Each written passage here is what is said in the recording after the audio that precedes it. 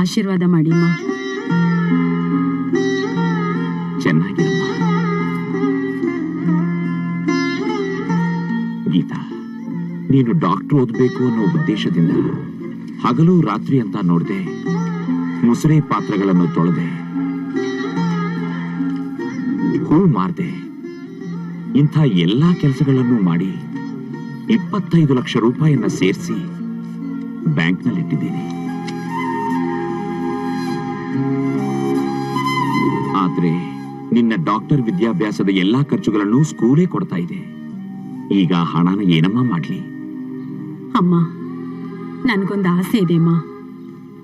ಏನಮ್ಮ ಅದು? ಹೇಳಮ್ಮ. ನೀನೇನೇ ಆಸೆ ಪಟ್ರು ಕಲ್ಪನಾ ನಿನ್ನ ಆಸೆನ ತೀರಿಸ್ತಾಳೆ. ಅಮ್ಮ, ನಾನ್ ಡಾಕ್ಟರ್ ವಿದ್ಯಾಭ್ಯಾಸ ಮುಗಿಸ್ಕೊಂಡು ಬಂದು ಒಳ್ಳೆ ಹಾಸ್ಪಿಟಲ್ ಕಟ್ಸಿ ಬಡವ್ರಿಗೆಲ್ಲ ಫ್ರೀ ಟ್ರೀಟ್ಮೆಂಟ್ ಕೊಡ್ಬೇಕು ಅನ್ಕೊಂಡಿದ್ದೀನಮ್ಮ. ನಿನ್ ಮಾತು ಕೇಳಿ ತುಂಬಾ ಸಂತೋಷ ಆಗ್ತಿದೆ ಅಮ್ಮ. ಯೋಚನೆ ಮಾಡಬೇಡ. ಇರೋ ಹಣದಲ್ಲಿ ಒಂದು ಒಳ್ಳೆ ಜಾಗ ಖರೀದಿ ಮಾಡೋಣ. ನೀನ್ ಓದ್ ಮುಗಿಸ್ ಬಂದ್ಮೇಲೆ ಅದೇ ಜಾಗದಲ್ಲಿ ನಿನ್ನಾಸೆ ತರಾನೇ ಒಂದು ಆಸ್ಪತ್ರೆ ಕಟ್ಸಿ ಎಲ್ಲರಿಗೂ ಉಚಿತವಾದ ಚಿಕಿತ್ಸೆ ಸಿಗೋ ಹಾಗೆ ಮಾಡೋಣ. ಸರಿನಾ? ಸರಿಮ್ಮ.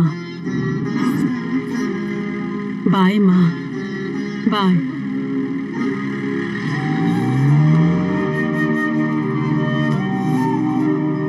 ಗೀತಾ ಆಸೆ ಪಟ್ಟ ಹಾಗೆ ಒಂದು ಜಾಗ ನೋಡಿದೆ.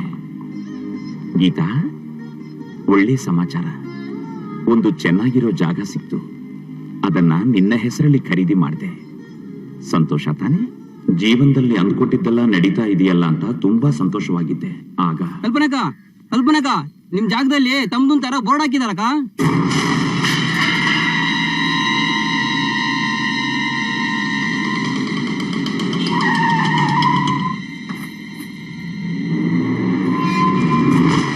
ಈ ಸ್ವತ್ತು ದಾಸಪ್ಪನವರಿಗೆ ಸೇರಿತ್ತು.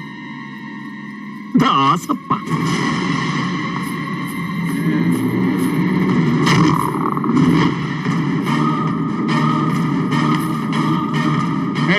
ಯಾರವಳು? ಹೋಗ್ ನೋಡು. ಯಾರು ನೀನು?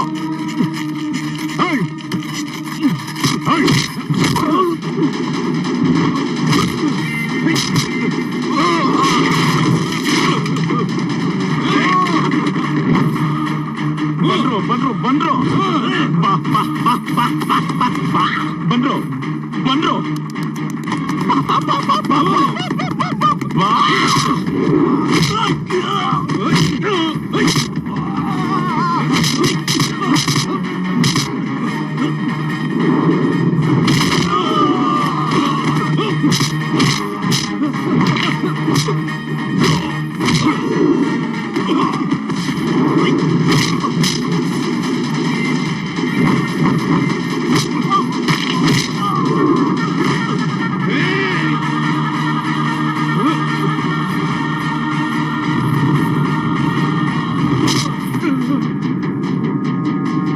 ನಾನೇನ್ ಹಾಲ್ ಕುಡಿಯೋ ಮಗುನ ಸೊಂಟದಲ್ಲಿ ಕೂರಿಸ್ಕೊಂಡಿದೀಯಾ? ಡಿಚ್ಚಿ ಕೊಟ್ರೆ ಕುಡಿದ ತಾಯಿ ಹಾಲೆಲ್ಲ ಹೊರಗ್ ಕಟ್ಬೇಕು.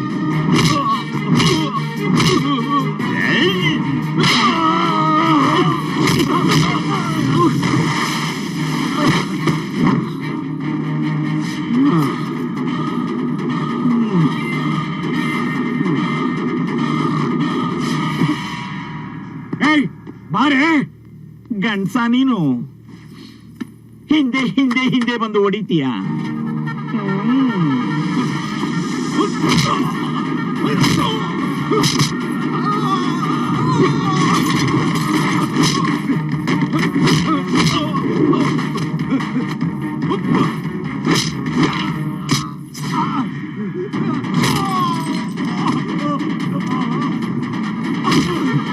ಯಾವನೋ ಅವನ ದಾಸಪ್ಪ? ದಾಸಪ್ಪ ಅಲ್ಲಕ್ಕ, ಇದೆಲ್ಲ MLA ಶಂಕರ ಮಾಡಿದ್ದು. ಇದಕ್ಕೂ ನನಗೇನು ಸಂಬಂಧ ಇಲ್ಲ. ನನ್ ಬಿಟ್ಬಿಡಕ್ಕ.